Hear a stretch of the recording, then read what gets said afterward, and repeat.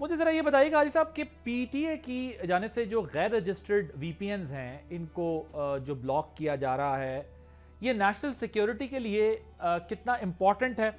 और जो यूज़र्स हैं क्या इससे उसकी प्राइवेसी भी मुतासर होगी? अस्सलाम वालेकुम। सबसे पहले तो बहुत बहुत शुक्रिया।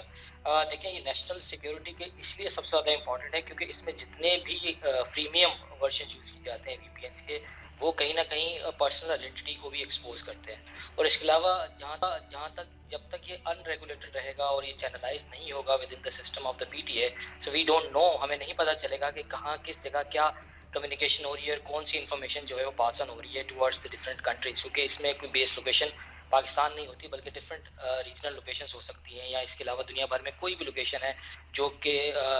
पॉइंट टू पॉइंट कनेक्शन में वीपीएन में यूज़ की जा सकती है। तो इसलिए आई थिंक ये सबसे बड़ा नेशनल थ्रेट इसलिए भी है कि अब इसका यूज़ बहुत ज़्यादा बढ़ गया है, तो रेगुलेशन में ना होने की वजह से तो इट्स हाईली सिक्योर। दूसरा ये है कि इसको रेगुलेट होना इसलिए भी ज़्यादा ज़रूरी है कि कहीं ना कहीं हमारे पास जो इंफॉर्मेशन हैं जो पास ऑन हो रही हैं, हम उनको रेगुलेट इसलिए नहीं कर पा रहे क्योंकि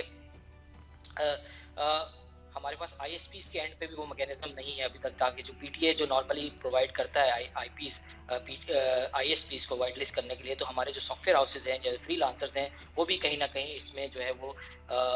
लैग करते हैं और इसको रजिस्टर नहीं कर रहे बिकॉज ऑफ उनकी जो उनको लगता है कि उनकी पर्सनल इन्फॉर्मेशन है कहीं ना कहीं वो विजिबल हो रही होगी ऑन द पीटीए लेवल। तो एक ये भी कंसर्न है। सब्सक्राइब करें और बेल दबाएं ताकि कोई खबर रह न जाए।